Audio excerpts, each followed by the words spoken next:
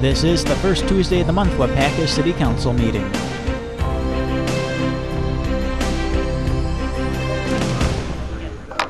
Welcome everybody to our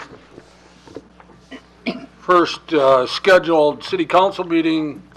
Today is January 5th, 2016, and I call this meeting to order. We will begin with the Pledge of Allegiance.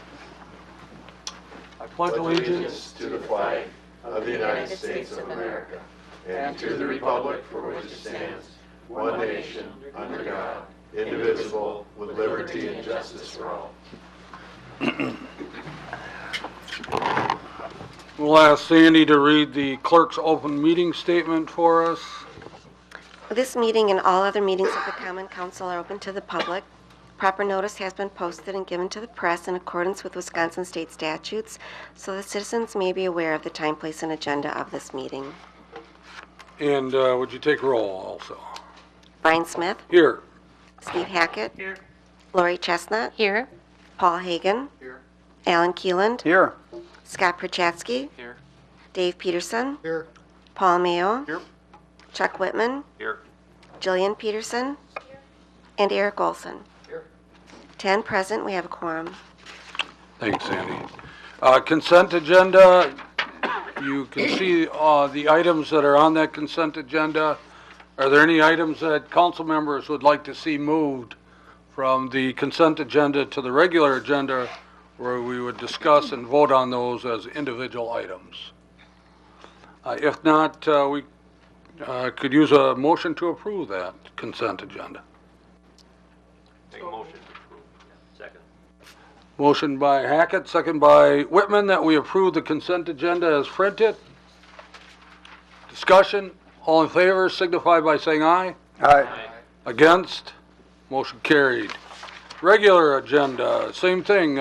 Everything that we are going to discuss is already on the agenda. Unless there's something that you would like to see moved around, we would be looking for a motion to approve. Second. Motion by Olson, second by Hagan, that we approve of the regular agenda. Any discussion? All in favor signify by saying aye. Aye. Against? Motion carried. All right, let's move on to non-agenda items and announcements. We have a couple of retirements, and neither one of them are here tonight, but we do have a plaque for Ed Rush, who's in the street department. Ed has been with us for a lot of years. 29. Since 1987, and he is retiring this Friday is his last day, actually. So we have a plaque. Justin, you want to make sure that he gets that, please? And there's a gift certificate in there too for him. Yeah, that might not make it to yet. Right. Okay, and also our fire chief, Jeff Olson, is retiring. Now remember that the fire department is part of a district, and we're one of 5 of the municipalities that are involved in that. But we thought as a city it would be a good idea to give Jeff a plaque for recognition of his years with the city. And he's been with us for 38 years, the last 13 as the chief. And Sandy just told me tonight that he was going to try and make it, but he has more important things going on tonight. He has to watch his grandchildren participate in some activities, so he'll try and maybe get here a little bit later. And I'll make sure that he gets that. I'll give it to Chuck, and he can make sure that he gets that. Anything else under announcements and correspondence? If not, we'll move on to public input. This is for the audience to speak to us on a non-agenda item. If there's anybody in the audience or council members or staff that would like to speak on a non-agenda item, just give your name and limit your discussion to 3 minutes or less. Anybody? All right, let's move on then to New business, we have the ambulance service agreement. Henry? Yes, Mayor, I believe it begins on page 43 of the packet. This is, sorry.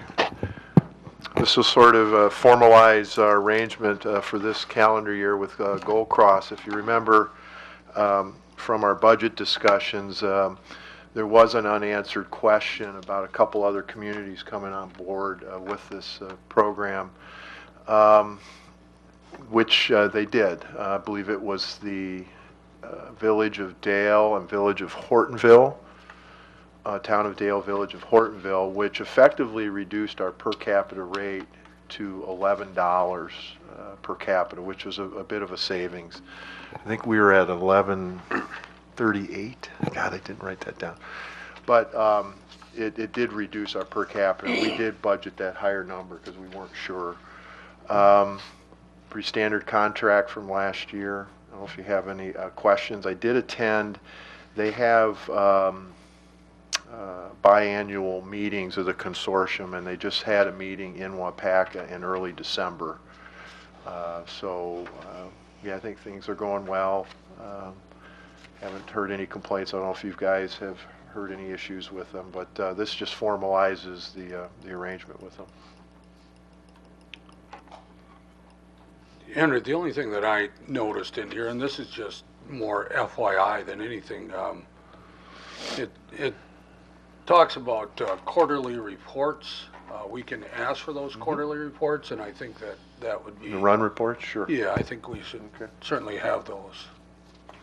I know that Chief Golk has had a little bit of discussion on that, so I'm sure he'd like to see that. Anybody else? So we never officially... Well, you know, by your budget passage of the budget document, you kind of did it, but this is a more formal agreement. Okay, so you want us to... Yeah, all the jurisdictions are receiving this that are in the consortium. Okay, And they so... asked they be adopted, So we would like to see a motion to approve this contract. So moved. Motion by Keelan, second by Jillian Peterson, that the City of Waupaca enter into an ambulance service agreement with Gold Cross Ambulance Service Incorporated. Any discussion? Sandy will call the roll. Steve Hackett. Aye. Lori Chestnut. Aye. Alan Keeland. Aye. Eric Olson. Aye. Scott Perchatsky. Aye. Jillian Peterson. Paul Mayo. Aye. Paul Hagan. Aye. Dave Peterson. Aye. And Chuck Whitman. Aye. 10 ayes, motion carried. Next, under new business, we have the smoking ban in the parks. Aaron? Thank you, Mayor. The memo is on page 56 of your packets, and this is more of an effort to kind of just communicate our staff's thoughts moving forward. As maybe some of you have seen some meeting minutes through Park Board meeting minutes or the article in the paper referring to this subject. After discussing some things with Attorney Hart and Chief Golk and then other basically municipalities that have been through this process, we have decided to recommend that we go about this another way other than passing an ordinance. And some reasons for that are bulleted in your memo. David Wood, who is in the audience tonight, has come to a couple Park Board meetings, and I don't disagree with the concept or the reason or the idea of having no smoking in parks. I think that all of the reasons that David has brought up at the meetings are good reasons, but when we get into discussions with the police department and Chief Golk, and I agree with Chief Golk, how do we enforce it? Is there a legitimate plan to enforce it? And should we be bringing ordinances forward without a plan to police those ordinances? And the other question that came up and that we talked about is that really the best way to raise awareness and maybe stop some of the concerns from happening? Most of our problems would be around the playgrounds, around the ball fields, and is just slapping an ordinance and posting a sign the best way to do that? And I think that, in my opinion, raising awareness by working with the school group, and maybe having an unveiling of these Young Lungs at Play signs, which is something that we've put up in Swan Park already, expanding that to possibly South Park, Brainerd's Bridge, other playground areas, things like that, and then working with the school group and a couple classes to have a day where maybe we have Angie or the paper come and do a little story on it. I think that will promote some self-policing and probably have more of the effect we're looking for anyways. So that is my recommendation, is basically to just have our staff move forward with some of those signage, expand that effort, and then do some things to raise awareness within the community on that. I did have a chance to speak with Mr. Wood today, and I think he's on, I think he would agree with that after our conversation, and also got a chance to speak with some of our park board members or email that are on council here tonight. So, like I said, not looking for anything to be passed, but just wanted to communicate some of the stuff that you might have seen. So if there's any questions, I'd be happy to answer them. Otherwise, that's about it. Aaron, I'm not sure I agree. I think there was a problem. Mr. Wood came forward identifying that. I'm not for solving problems that don't exist, okay, but I think we definitely do have an issue here. The fact that it's not enforceable, I know you're not going to be able to catch everybody. Or even close, may be rare, and I don't want to put any more burden on the police department, but we have an ordinance that you can't drink alcohol in parks, right? And Right. it's a different item, but it's still something we don't want to have occurring in parks. I don't think we want to have adults smoking cigarettes in playgrounds around children. I understand from your memo that the Young Lungs signage has done some good, but if it's still occurring, I think that we have an obligation to deal with it. The other thing here is specifically to Riverview Park. There, as we've discussed, underneath the shelter there has been in the past a big problem with, I think primarily young adults, 20-somethings, Right. congregate there on summer nights, and they vandalize the picnic tables, the shelter. They leave a tremendous amount of litter all over the place. It is discovered the next morning. They're there late into the night, sometimes yelling and screaming and disturbing the people that are in the apartment that's adjacent there. And that's a big issue. And I think if smoking were banned in parks, that might be a tool we could use to mitigate that situation. So I'd like to see an ordinance come forward, actually, and address that. Okay. Thank you for your thoughts. Anybody else have any thoughts on what Paul said or anything else? I tend to agree with Paul. I'd like to see a ban on smoking in the parks. And from my perspective, I think the cost of signage is going to be the same, whether you put up Young Lungs at work or no smoking.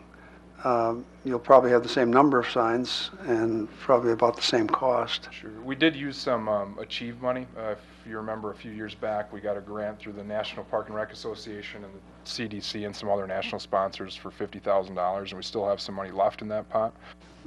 It was basically for health change within a community, and there have been a number of projects going on. That was one of them, and that would be eligible money for signage or things like that, anything that might raise awareness to that. So, yeah, but I'm not saying that it would be different. I would think that the beach would be cleaner. The sand in the beach, that has to be horrific for you guys to clean cigarette butts up out of that sand, and it's always very annoying. Yeah, and we do have signage that says no smoking on the beach. There's not an ordinance that says that, but I think it's maybe that there's a belief of an ordinance that exists. And we get occasional cigarette butts because you're not going to stop everybody, but people are pretty good on the beach area. They're better than before. Better than before, and better there than maybe other areas. But this would eliminate that totally from being an issue, correct? If there was an ordinance for no. Maybe not totally. It could help it further.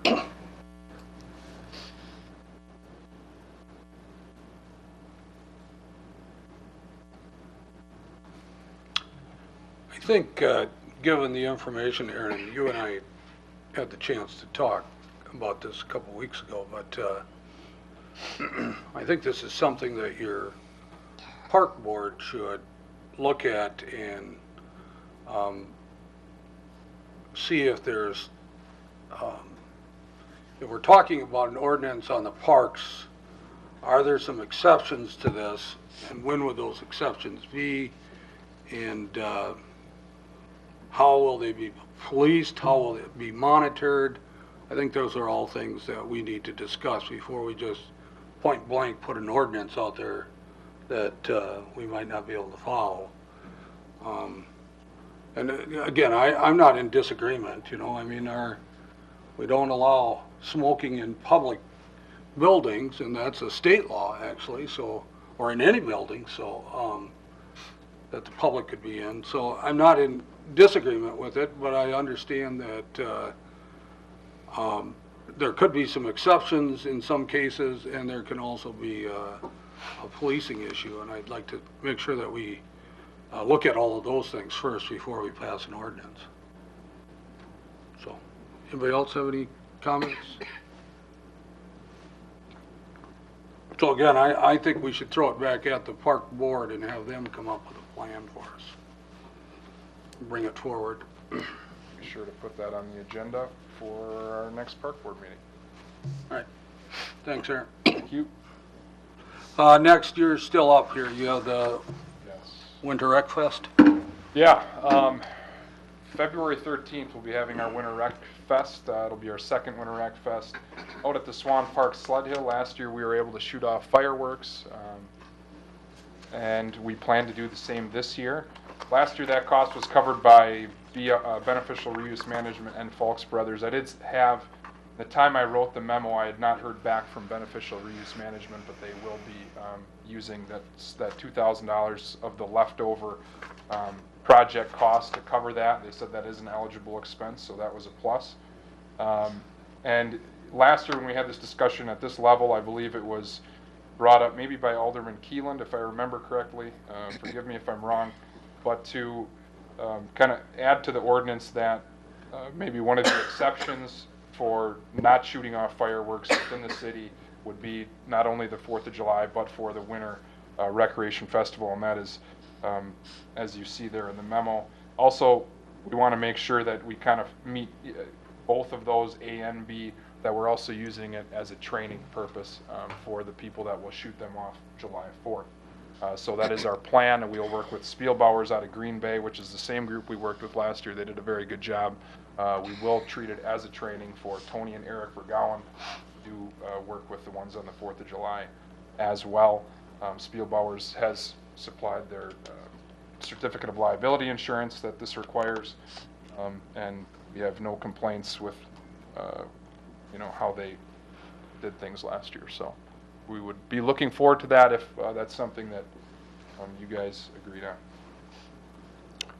Aaron, you didn't have any negative comments from last year that you received? I did not. Okay.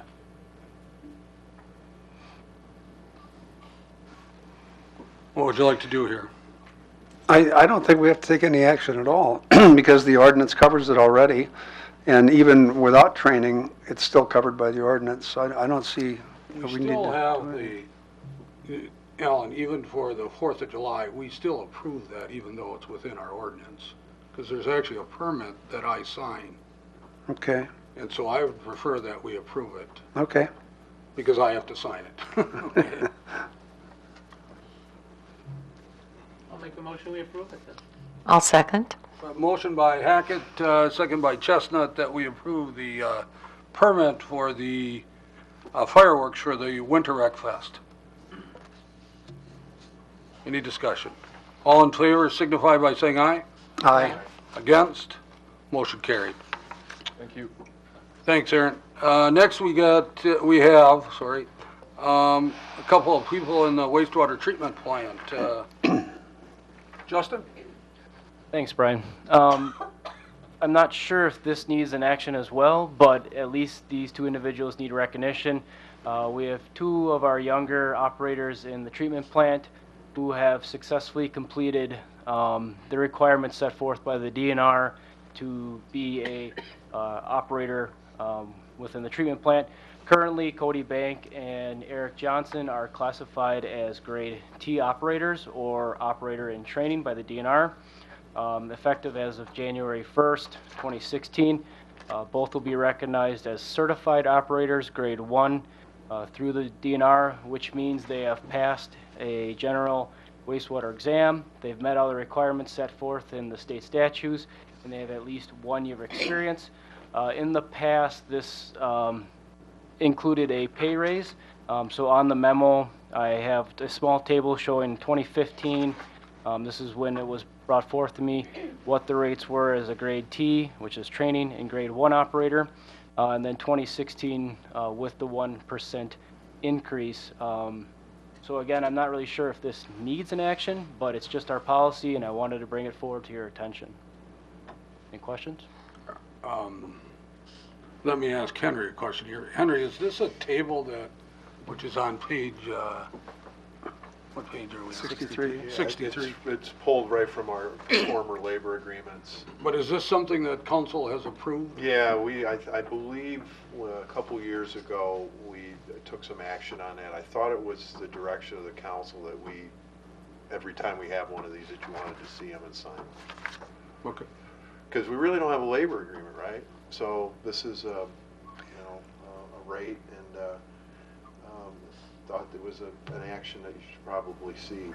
But the dollar amounts are kind of pulled from our labor agreements, and we just adjusted those rates each year by the percentage increase that council offered. Okay. So you, Henry, would like to see a motion, the council approve this? I think we should have that. The difference in per hour, Like 30. Pretty minimal. 33 cents. Not a lot. 30 cents, 35 cents per hour, a difference for each employee. Okay. Any discussion, motion? Yeah, I'd like to comment on this. Again, I think this has come to too high a level. To me, this is an administrative issue, and the supervisor or the director should be the ones making this approval rather than coming to council. That's my opinion. I just don't see it having to rise to this level. The downside is, if we turn it down, what have we done here? You know, we basically violated, what we're looking at here is standard labor rates. So again, I think it should be administered by a lower level in the council.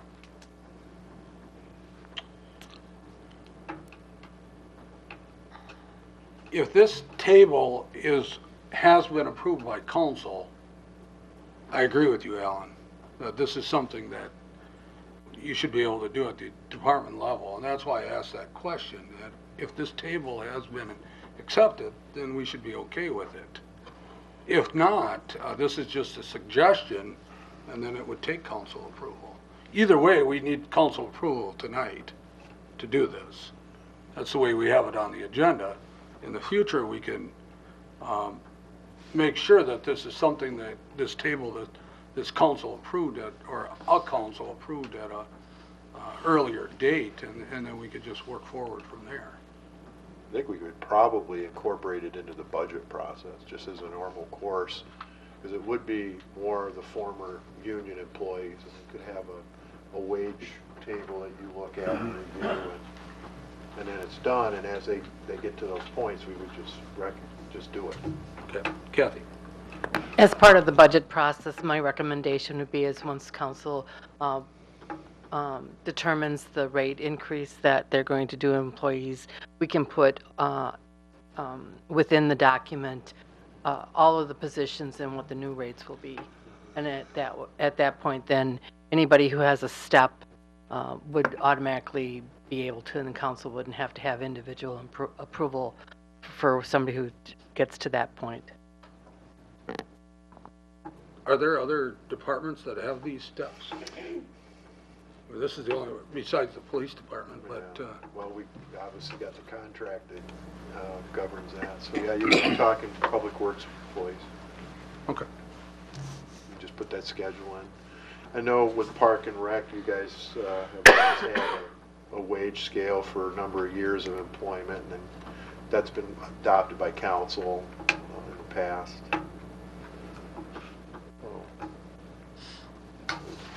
Okay. Deal with that. Oh, I'm sorry. Go ahead, Kath. The other thing is, we could put language within the employee handbook is that anybody who does get their certification, that they would receive whatever the next step is. So then it's not so much what the rate is, it's that they get that type of pay once they get that certification, and then it's covered in the handbook. Good. All right. So in the future, then, we won't see this unless there's actual changes in the list that's on here, you know, the different steps on there. But as long as we follow that same thing, then we wouldn't see that, is what you're suggesting. Okay. I think it would be fair to, if we get to that point, that we report on it, so you know, under my report, you see personnel, every paragraph every month. I mean, we could report those positions that get that, so you're in the loop of what's going on. Which then would fall under Justin's Right. report then, right? Okay. All right.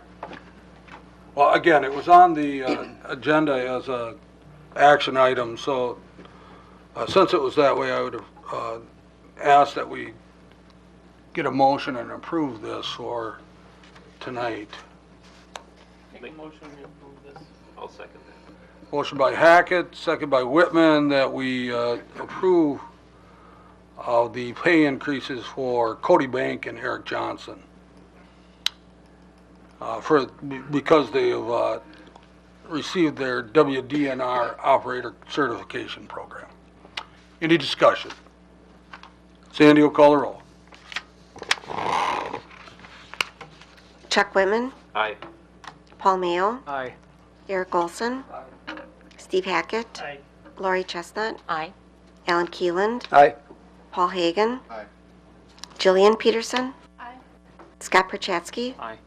and Dave Peterson. Aye. 10 ayes, motion carried. Okay. Thanks, Justin. Let's move on to the Theta Care agreement for the health coach. Henry, you're... Yes, I'd like to introduce Christy Smeet. She's our on-site health coach. I'm going to try to drop the screen, but I'm getting short and I need it. He's getting short.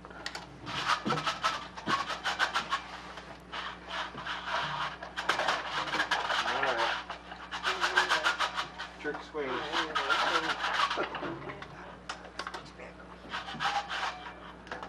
How about that?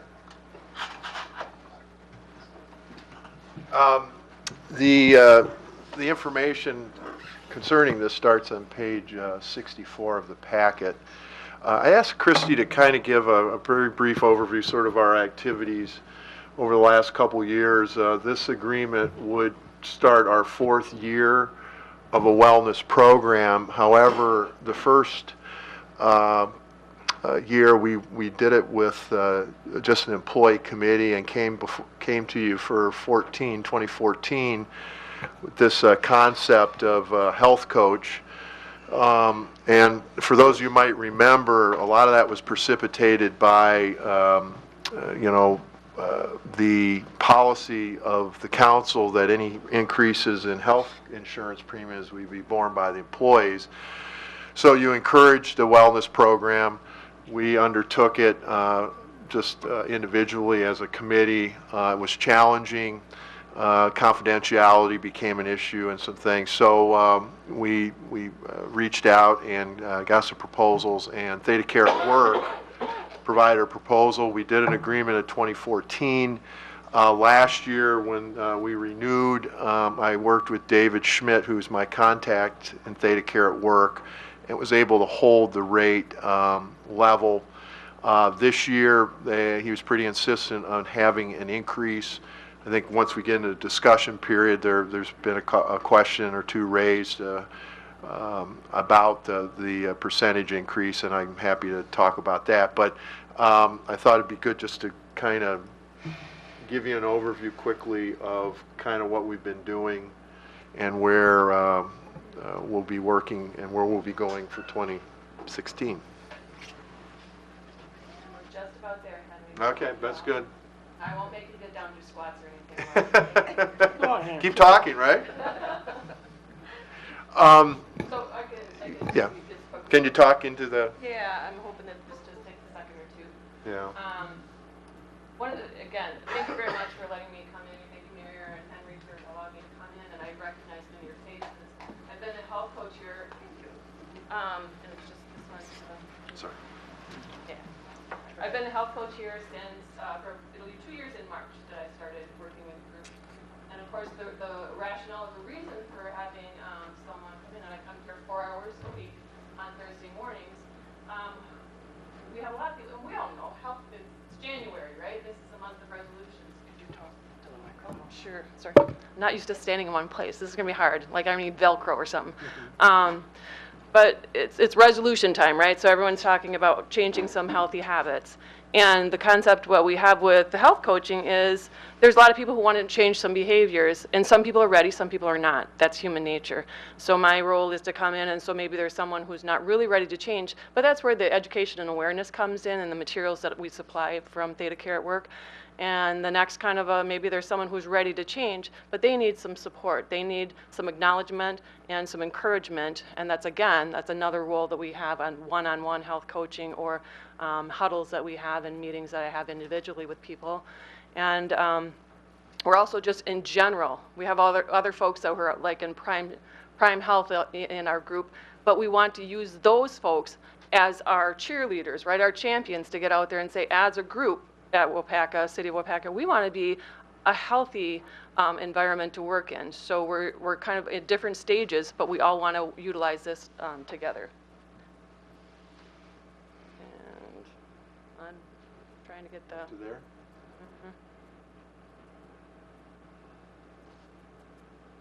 Obviously, this is not my forte. I'm just going to do it like the old-fashioned.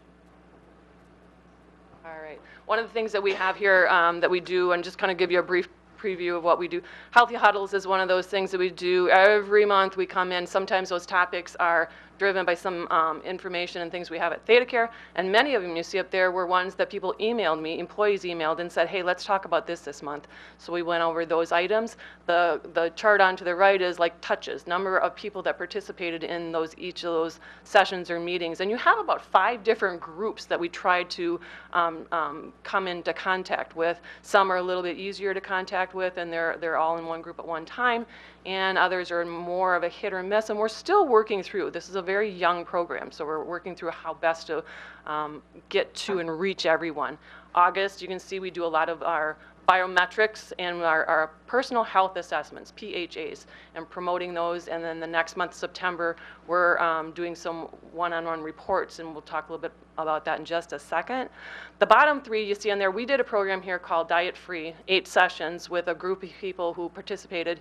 And they liked it well enough to say, you know what, I think everybody would take advantage of this. There's 8 habits in there that would help everyone, just as a little reminder. So those we touched on in the last of the calendar year as well.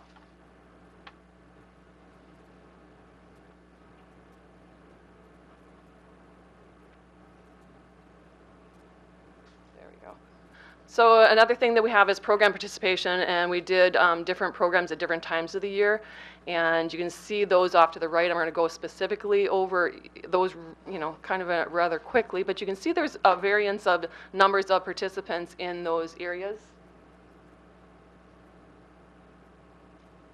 We did that diet-free program that we talked about, 8 different healthy habits. We had 14 participants. On the very bottom, and I know it's a difficult one to read from probably the proximity or where you're sitting, but one of the most fun or parts about that program was we had a husband and wife couple that came in, employees from from City of Waupaca, and they took it to heart. They took it to heart. They took it home. They utilized this with their kids at home to change not only their particular culture within themselves, but with their family. And that's what we're trying to reach out to, right? Is that it's not just our employee here, but it's their spouses and it's their children. So we're kind of sprawling this out to a healthier Waupaca.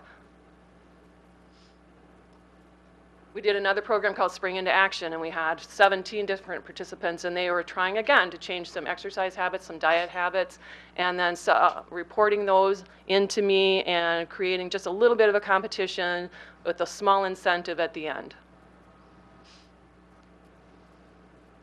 We did a Biggest Loser competition, and again, we had, my eyesight from here, I think that's 13 participants, or is it 18? 13. Yeah. And we had a few take it very seriously. And again, we had, with all that group, we had about 50 pounds of weight loss within that short period of time with this program. We learned a few things along the way. We like to document our outcomes and how we would change those situations, those scenarios, or those programs if we were to do them or something similar in the future.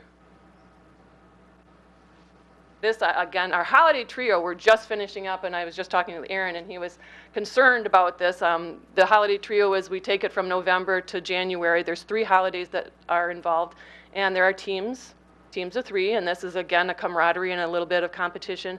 Those teams are trying to, as a team, maintain their weight throughout the holidays, which we know that sometimes that's a challenge, and we want to be able to not start out January you know, with a higher weight, but with maintaining our weight through that holiday time. Each week of those 8 weeks that we were participating, this was something that was sent out to them with different ideas and encouragements to keep them with this in mind. And we just, every week I would be sending out more information pertaining to keeping them motivated to stay within this. And again, health coaching one-on-one is another service that we have on here. And you see that in September, that big 42 on there, that was when we did the individual health reports on there. The others are when people would email me or call, or just on the right-hand side, those are all the drop-ins, so to speak, that just came in. And what we wanted to do this year with the Wellness Committee, and we're talking, we wanted to be able to adjust that so that it's a more scheduled event instead of just a drop-in. However, it is wonderful that people have the opportunity and they feel the comfort. You can see the differences from last year to this year. There's an increase in number of visits, and they feel a little more comfortable doing this and coming in and talking with me about things they're ready to change.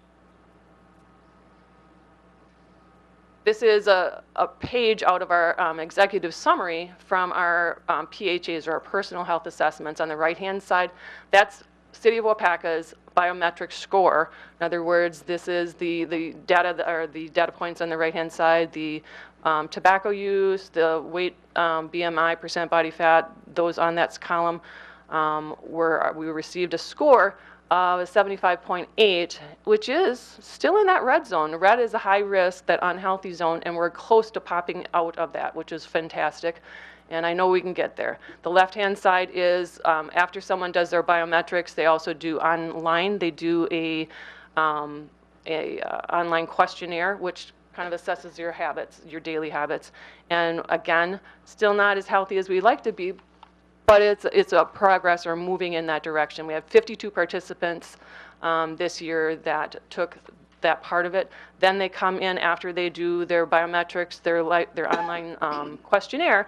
Then they meet with me, and we go over those individual scores and areas that they're maybe having some challenges with, or maybe had a recent diagnosis with a chronic condition, and how we can manage that together. So this one I wanted to show you because there's a difference on here. If you look at the biometric score, 2014 to 2015, look at yeah, we did not do so well, right? We went downhill a little bit, but we got to dig a little deeper on this. One, we know that this isn't easy. Changing habits are a tough one for all of us. So we want to work together to get that to move in the right direction. But if you look down at the bottom, 46 of the participants took it last year and this year, and their scores went up. So we know that the repeaters are doing better. And over the last 3 years, the 2013, 14, and 15, there were 42 people who repeated 3 years in a row, and their scores went up each and every year. So the folks that have been staying around, we're moving them in the right direction. We had a few new folks in. We're a very small group, and any kind of a swing can affect our scores pretty quickly, just because we are a small group. But we know we want to work together to move these. Now, we also know as a group, when we look at the Wellness Committee, we want to work not just with the people who are on our insurance program, but those who are our coworkers around us that may be on our insurance program maybe next year. So what we want to do is be able to have our program reflect what we can do to help all of our employees.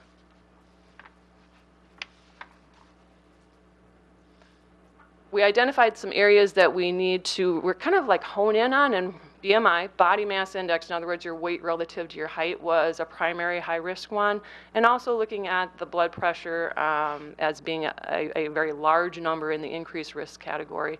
So those are two that we wanted to work with.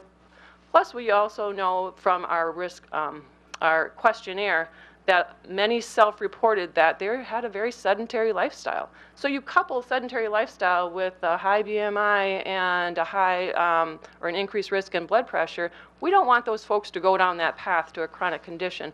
We want to address them and help them out with a program that we know can get them away from that. That is to minimize those kinds of situations. So the health coaching, we know one-on-one, it did increase from last year. We want to kind of revamp it a little bit to change some of the drop-ins and make them a more formal appointment setting.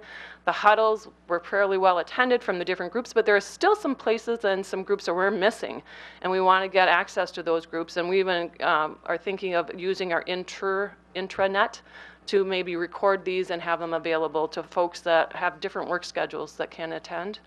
Our programs, we've did a survey, found out that everybody likes to do about 3 to 4 a year. Some want to do them every month, some just don't want to do them at all, but we kind of came to a common ground of 3 to 4 a year. And our PHAs, the high-risk areas of BMI and blood pressure and sedentary lifestyle, again, we have to focus in on exercise, nutrition, and preventing and managing some of our chronic conditions where most of the insurance costs come from. So as a group, our wellness committee, we've kind of stepped up and said, okay, we've got a nice foundation. We've done this for 2 years, but we really got to start to raise the bar and move ahead a little bit. So we want to take this program and kind of ramp it up a little bit, increase some of the incentives and the rewards for living a healthy lifestyle. So we're taking this and they're going to start to earn some points to achieve either 3 different levels of achievement possible, and they each are incentivized with a larger prize to get to that next level on there. And we've had a recommitment from our wellness committee to kind of get out there, because they're all from different departments, to kind of create an atmosphere within their group or their department that this is the way we want to be moving forward as a wellness group at Waupaca. And hopefully down the road, between the employees, the wellness committee, and myself, we're really striving toward, as a goal down the road, Waupaca is a Wisconsin group that is looking towards well cities, and we can be designated, hopefully down the road, as Well Cities Waupaca in the Wellcoa group. Any questions? If I may, Mayor? Yep. A couple points to make. We have probably right about 85 employees potentially that we could touch, and I think 52 was the number. For the health risk assessment. For health risk assessment. Those are the ones that we may have more employees, but we only have a certain number that are in and on our insurance. Right. But again, with the idea of expanding it and making it available to all employees. That would be fantastic. The challenging group that Chrissy talks about, Sergeant, are the cops, because of your 24/7 schedule. It is Right. just the reality. It's hard, and we're trying to figure that out. And then the third point. I didn't want to point them out. Yeah, Actually. you were very diplomatic. The third point is we did bring on a new healthcare consultant for us, and the Horton Group, I think, has a basket of resources that were better or more extensive than what we had with our previous company, and I think they're helping us in augmenting what we're doing. I think they can bring some things to the table, but they don't have sort of the health coach services, but there's a lot of things that they're in other companies, and they brought some ideas to the table. So that's been helpful. I don't know if anybody has questions for Christy. I mean, it's been a challenge. You know, some of you in the audience are probably in wellness programs in your own place of employment, and there's some healthy skepticism about it. But I think for the most part, we have a number of employees that have been actively engaged and participating, so. I would have questions, Henry. Sure, absolutely. Okay. When I read your memo and then I was looking through the contract, I called Kathy and spoke with her because I'm newer onto council. And the first thing that caught my attention was that this is for 48 weeks per year at previously $70.42 an hour and now $74.75 per hour. And then I asked for how many people really are able to use this, truthfully to use this, because she is here during business working hours. How does that work for people to get off to attend? That was another one of my questions. And then I ended up having more and more questions as time went on. So I also asked Kathy if she would help me out through this because a lot of my questions were, again, there's a 6.1% budget increase. As I looked through the contract, there's an area that says annual rate increases. Each year on the first day of the anniversary date of this agreement, Theta Care may increase the charges, hourly rate, then in effect either by the amount to be a percentage change in the consumer price index, but there was no raise in consumer price or cost of living or anything this year. So but then it's 12 months at 3% or whichever is less, which just made it difficult to understand. First of all, in a year, I understood from Kathy that this was already approved in the budget, but in a year where we were told the budget was the worst ever to deal with, 2 events now have happened where we're seeing increases after the fact, after the 11th hour, after the fact. So, and then when Lori, it came... let me correct something here. Okay. Before you say this, I don't know where this is coming from, but this was not the worst year for our budget. And that's the second time you've said that at a council Right, meeting. well, I think that's what we understood. And it's not, so don't say that anymore. Okay, well, it was a very Okay. difficult, I'll say a very difficult budget year. Okay, Well, every year's a difficult budget year. But, we were told that people, there was cuts that had to be made and people had to do things. Okay, So, what is your okay, so question? my question is, Or question? okay, questions, and Kathy help me. How many people actually are able to attend this for the 4 hours a week? And we couldn't get an accurate number. Was that correct at that? And these statistics here, I guess I'd be wondering if it's with the huddles and everything, when they're higher, is that huddle part of the library program? Is it part of programs other than the insurance program? Is the huddle? Well, I think the first thing you've got to understand, I think, is that this is a journey. Okay, you can take a snapshot in time and say, okay, this is not worth our money, and let's just close the doors and move on. Mm-hmm. Point is, you got to develop a culture. And believe me, I hear about this from my wife, okay? Well, she's an RN. Yeah. Well, and the whole issue of and that's why there's some federal laws, the ACA, we were going down 4 years ago. We thought we could compel people to do it, but now we're being advised that you can't say you have to do this. We have to encourage people, so we're moving to incentivize it. But in theory, over time, this wellness program should result in better premiums, right? Because our people are healthy. The usage on the insurance. That's not going to happen in 1 year. But, and that's the challenge. And I think the Wellness Committee sort of rebooted and said, okay, we've got to step up our game. Christy works for the committee and gets her direction from the committee, and the committee's got to help sell the program. So I think this new format will work. Now, to your CPI question, Alderman Hackett had the same one. Wait, Henry, her question was, though, if I remember right, had to do with participation, and she's here 4 hours on a Thursday morning.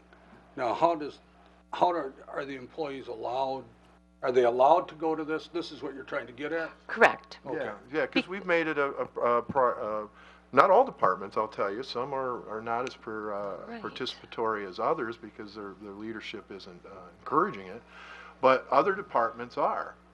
And I don't know, I can speak probably, give the library the gold ribbon because they're the ones that seem to really embraced it, and a lot of their employees are getting a lot of touches. I think in our area of the building, it's been well received. It's working, I think, in Public Works. Now that's a crew that you would think would be really skeptical, and I'm sure there are a few guys. But I think Christie's build rapport and support, and that doesn't happen overnight. And there's this issue of confidentiality. You know, that's the challenge we had as a committee, is to move this and to find out information. We couldn't do that. I mean, we couldn't because of confidentiality. So we were kind of in a box in terms of really being effective. And when we talked about this 2-3 years ago, I think council agreed. Now, in terms of the increase, I think that's a legitimate, fair question. It's not in Christie's bailiwick. That's in her, who she reports to. The thing you need to know is I beat them back last year. I thought last year was a more difficult budget year than this year, and they held the line. Now, I think 2 points that council needs to consider is we didn't renew last year's contract, or the very first contract in 2014. It's been in existence 2 years. So one point is, David told me he was trying to catch up for what they did not get last year, and he was pretty adamant about that. I said, that's not my decision.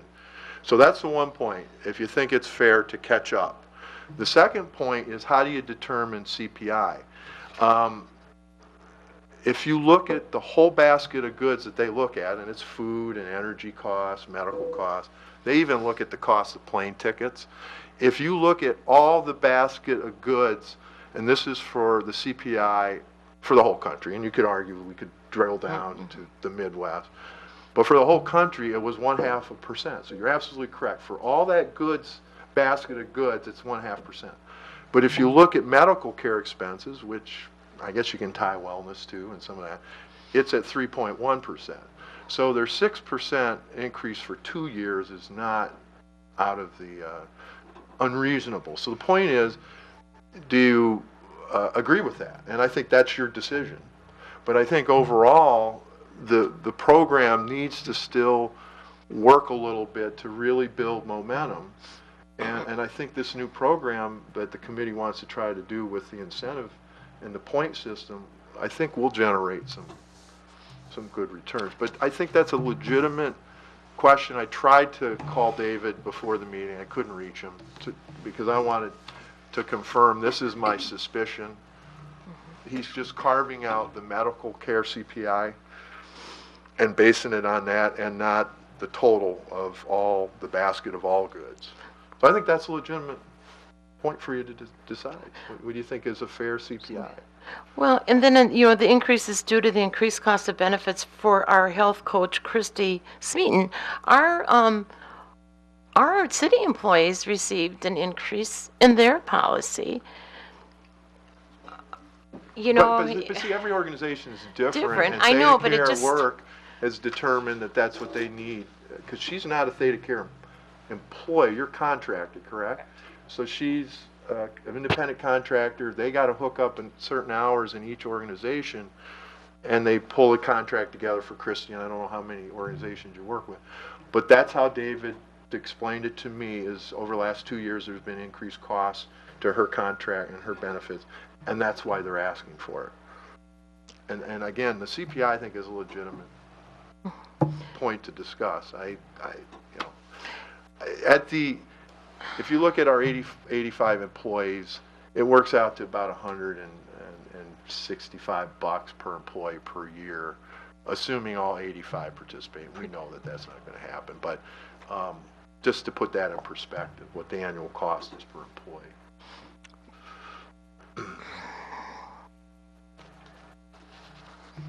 And what about transportation? I saw that transportation was also, that we were responsible for that. Is that included in this amount, or is that not included in this amount? I think it's all built into the hourly rate that we're charged. I'm not sure how they break it out. I didn't ask for that. Kathy? I just want to inform the council that in the 2016 budget, I did include $15,000 for the wellness program. Also, with going with the Wisconsin Counties Association Health Trust Insurance, they do give us a $2,500 grant towards wellness, which would also qualify for this the wellness health coach. So in essence, there's about $17,500 available to cover the cost of this program within the 2016 budget. So there is funds available to absorb this increase for this year. Now, how does Horton fit into this? Because you said there's a lot of new stuff coming in from Horton. Well, I think we got to be careful with that because our previous healthcare, trying to not consultant, Employee benefit consultant. They had some resources, and I think a lot of it's duplicative, you know. But we've got the ability to plug in and mix and match. A lot of written information that we could be given to employees, which Theta Care at Work produces. They've got a very interesting medical device for weighing. It's a little more intricate that they're going to make that available to us. But they don't have somebody that would come on scene, and that's sort of part of our service agreement with them. This is really outside of what Horton Group brings in. But they've been very helpful. I think they were very good. They were a new set of eyes, and they were challenging kind of what we were doing, and I think that was very helpful. And I think we're moving it along in a positive direction with their help. Anybody else? Any comments? Steve? Henry, my biggest problem with this is that we gave our employees a 1% pay increase, and their health insurance went up, and they had to absorb it to a degree. Mm-hmm. And yeah, I just have a hard time saying, well, this person is getting $74.75 an hour, which includes a 6% increase.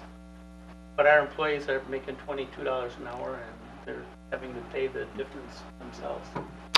Yeah, I have a real hard time. That's great that you're sensitive. I think that says a lot, that you're very supportive of our employees, and that's the way it is. But we're contracting for a service, and it's no different than when we contract with Omni or anybody else. They have their employee cost tables, and every year they go up slightly. You know, we're paying more to bring Omni in to design a project tomorrow than we paid them last year. It's just how those things work. I mean, they're an independent organization. So how they set their rates, we don't say. I mean, we're asking for a service. But I think it is a legitimate question, is what is the correct CPI? And I just haven't had that chance to talk over with David to understand exactly how he came up with the 3.1. Or, the 6.1. Again, he did tell me he was trying to catch up for last year when we held the line last year. Any other comment? Paul, I'm sorry. Go ahead. Sure. And I will grant you this is not a particularly a really great possibility, but in Section 4.5 of the contract, indemnification, basically, if there's any lawsuits or actions against that would result from this program, we as a city would be on the hook for defending any lawsuits at our own expense, including reasonable attorney's fees and a host of other particular situations. And I'm not quite sure that, as an independent contractor, that it's appropriate that the city would be held liable for any particular lawsuits that may come across or problems that would come across with this program.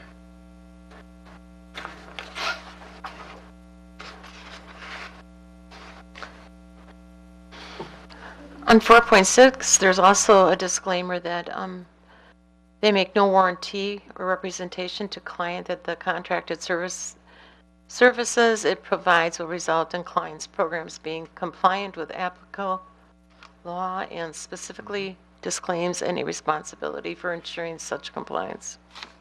Yeah, they're not attorneys. Yeah, okay. And so I think that point is to say, one of our responsibilities is that we're going to understand what applicable law is. And I think that's one thing we really lean on the Horton Group. They've got in-house counsel. I learned a thing or two. I mean, things have kind of changed the last 2 or 3 years on how wellness programs can be constructed. And that's very valuable. I think that's a very big strength that they bring to the table, is having that up-to-date information. I don't have an answer to the indemnity. I'm told this is their standard agreement, but that doesn't mean it can't change, I suppose.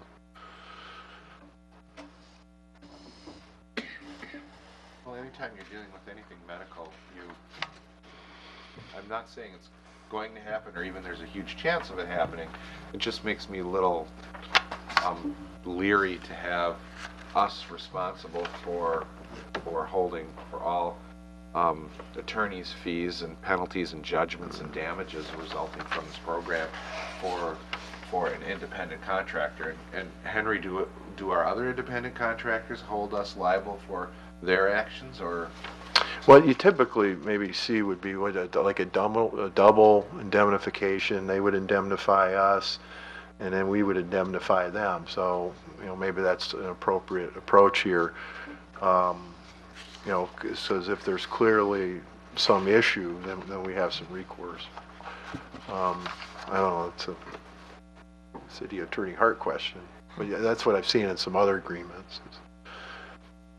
To your very point, is you basically hold each other harmless. I just you feel better about know how that works. Yeah. That could be, I guess, an enhancement to this. John, do you have any comment there that might help Paul in understanding this and the rest of us? I suspect that any indemnification that is required by the city under this is covered under your insurance provider. I would imagine that you would be insured against this type of thing already. And the attorney's fees and everything they speak to would be paid by the insurance company.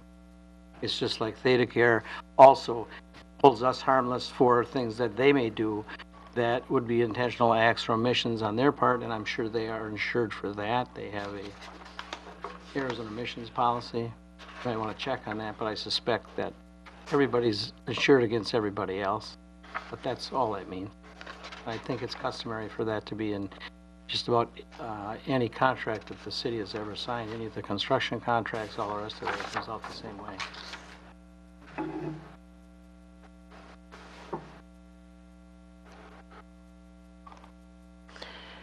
If no one is there for the appointments or the Thursday that she's here, what happens? Do we just pay for that time at that $74 an hour or 70? Well, I think that's one of the goals, is to move to more appointments. And the way we've structured the point system is you get points if you do these appointments. And that qualifies you for some opportunity for drawings. So I think that was a weakness we identified, is that, but it's a big step to get somebody to say, hey, I want to come talk to you. And we're building a rapport and trust. So that was the intent of that, is to make sure we're utilizing Christy's time effectively when she's here. But she's doing other things. I was going to say, it's not that, yeah, it's just so not you'd understand, if you were all separate groups up there, it would be at each different time, like maybe it's the first Thursday is your 3 groups. I would address their groups and have like 20 to 30 minutes with that group. And the next Thursday is that group there, the next Thursday is that group. So I have to prep that stuff, get that stuff ready, address that, have that done, send out some emails. I mean, so it isn't, I don't necessarily at any time just kind of sit there and wait for someone to come in to me. without many preparations for the next Thursday going on. So when they do drop in, I set those things aside, work with that individual or those folks on what they want to work on, and then, but what we were trying to do is make things more efficient by changing it to a more structured time frame for them scheduling to come in. So it would work better. Is your travel time included in your 4 hours? Nope. No. That's on me.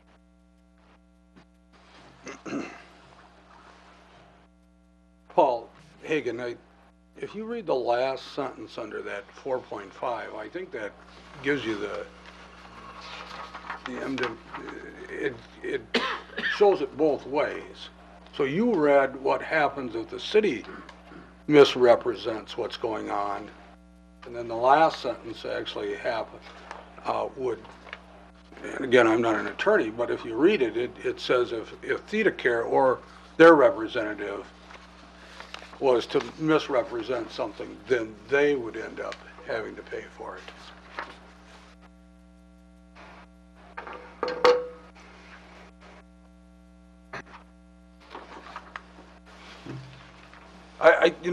Let's go back to the, before we talk about the actual contract, Henry, members that are on the health team, is that what we call it? Health team? The wellness committee. Wellness, okay. And they are in favor of continuing this. I think so, yes. And they're seeing improvements in this. And this is something that was directed by council 3 years ago, or 2 or 3 years? Well, 4. 4 years ago? Will be our 4th. Okay. Right, this will be your 4th year. This will be my 2nd, coming up in the end of my 2nd in March. Yeah. So I'll be starting my 3rd. Yeah. And the participation is pretty good. I mean, even if is that, when you had 52 up there, that's 52 employees? 52 employees that are participating in that's the health assessment. And those are the folks that are doing it on the insurance. But there are many employees that you have that are not on your insurance program that participate within my huddles and our programs. And I send out the newsletters and emails and information on healthy topics to everyone that's an employee that's on my list. And anyone is welcome to come in and have health coach visits, or they send me questions that they may have regarding some health issues. So it's a decent program. I mean, it's working. It seems to be working. Are we seeing lower rates? No, we're not. You know, and we were told we wouldn't see that happen, at least not in the near future, whatever that means. But it wasn't going to happen. I think the big question here is that, you know, this contract says that it's either going to be an increase of 3% or the consumer price index increase for last year. Now, Henry's saying that the consumer price index is 0.5%, okay? It doesn't say anything about the medical consumer price index. It says consumer price index, all right? And even with that said, and I appreciate Kathy put 15,000 in there, but that was just a number. The most it could go up is 3%. So the 6.1% is probably not something we should look at. You know, it says right in here that ThedaCare may increase. Well, they chose, with Henry's help, they chose not to increase it in 2015. Well, that's gone. 2015's over. Now we're into 2016. So now we look at this and we say, okay, it's either going to be 3% or it's going to be the consumer price index. And it says whichever is less. Whichever is less. So that's where we're at. Now, I guess we could go against the agreement and give them as much as we want as an increase, but that's what it does say here.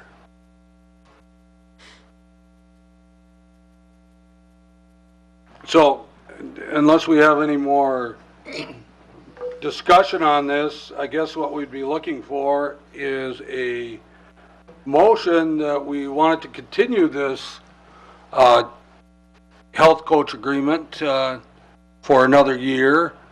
And then we would also be looking at what percentage that would be that we would be willing to increase that agreement by. Mayor, I'd move that we renew the agreement with the health coach at a 0.5% increase. We have a motion by Mayo, I'll second that. second by Whitman, that we approve the renewal of the health coach agreement for another year at an increase of 0.5%.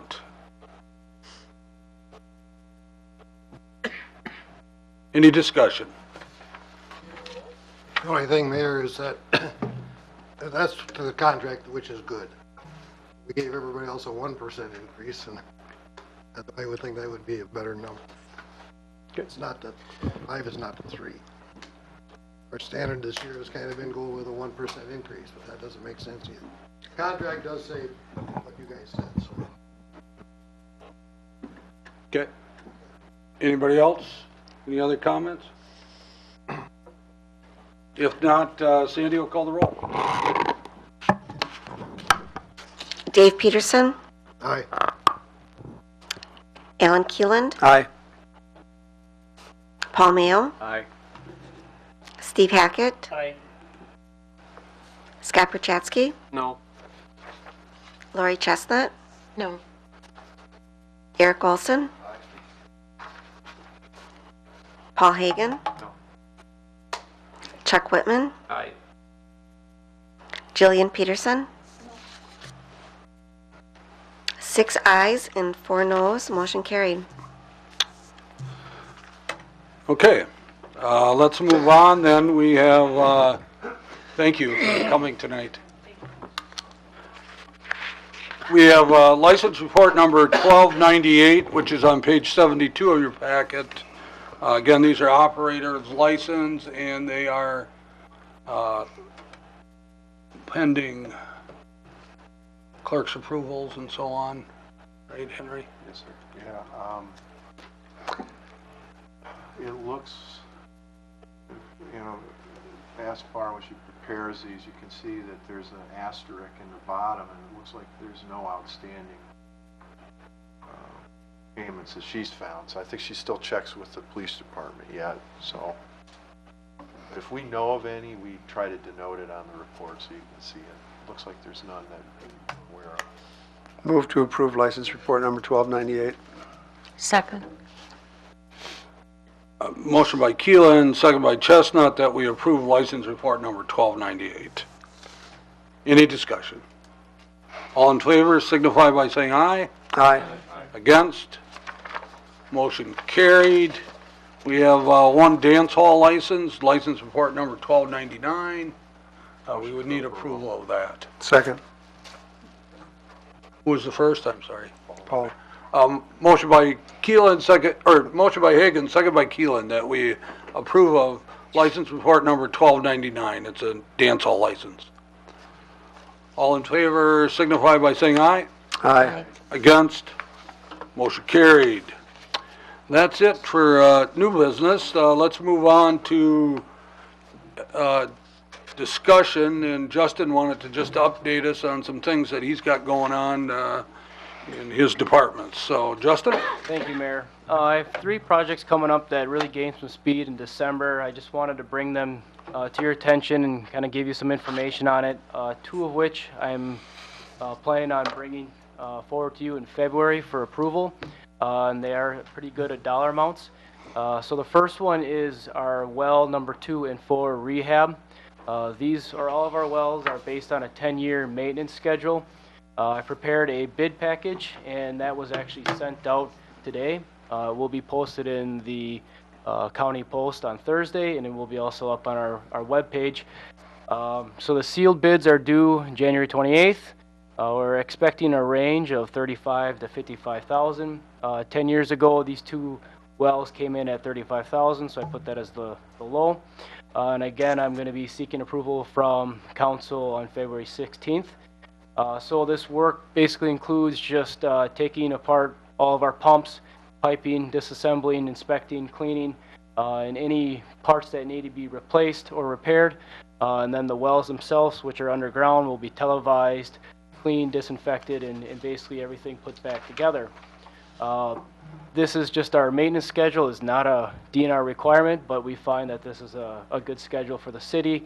We typically find parts or things that need to be replaced, and many times our pumping rates have decreased.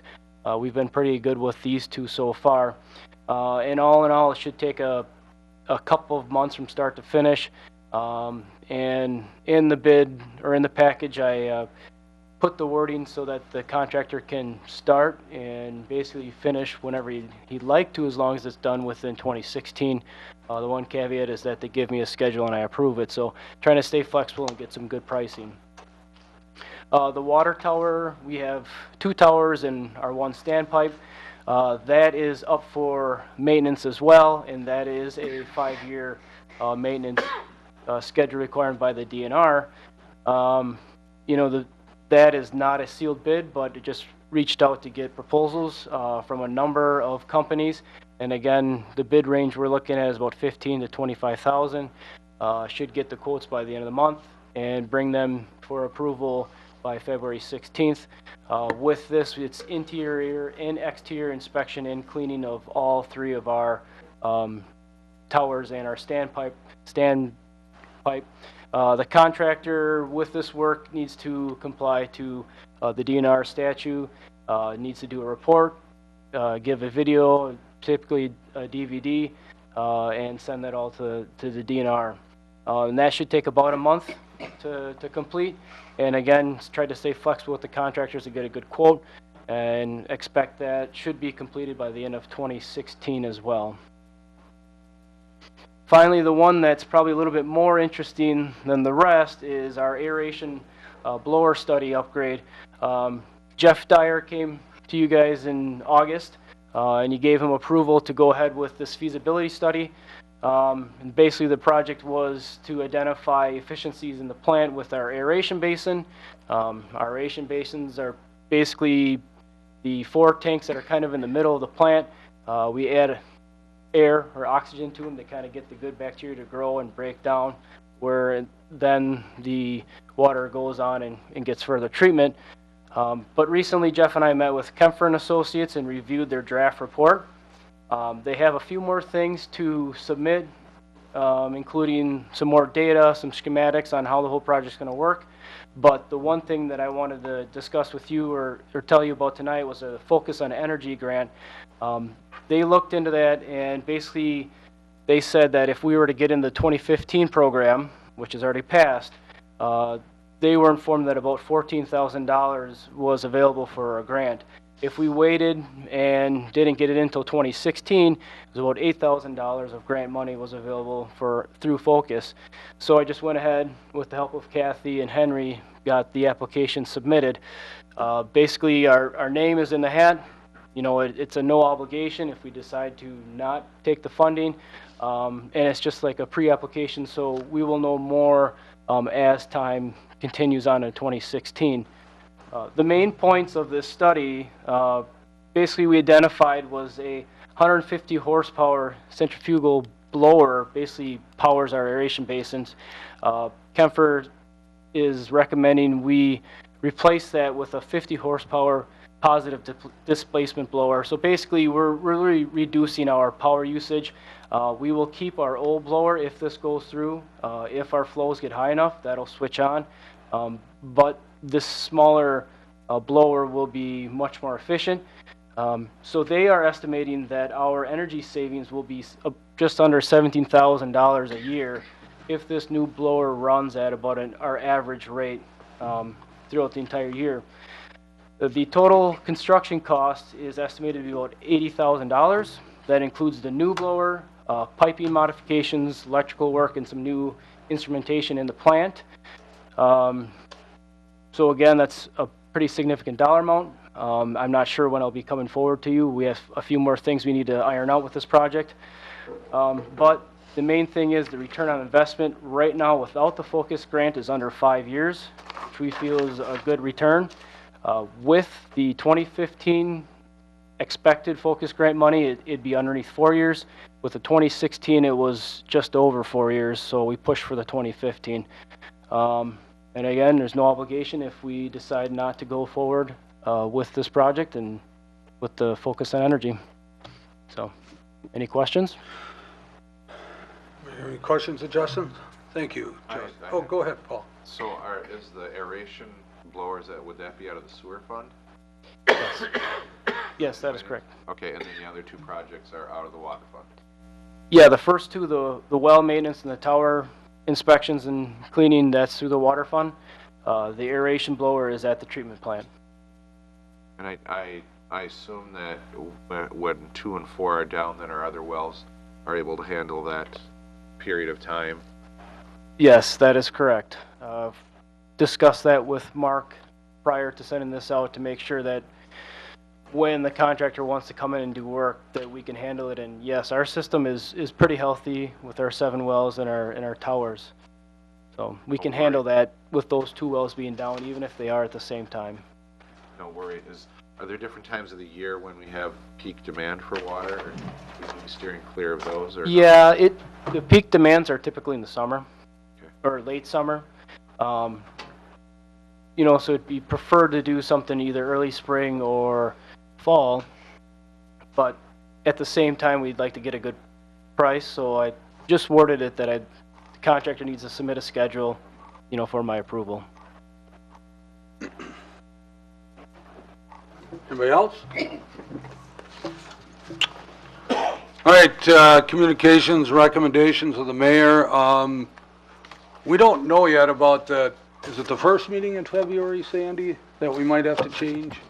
It would be the 16th, Okay. So the, second. I think we talked about this last month, but just remember, so if you're looking at your schedule, our council meeting, the second meeting in February will probably be on the 17th instead of the 16th, because that is an election night. If we have a primary. Yeah, which it sounds like we will, but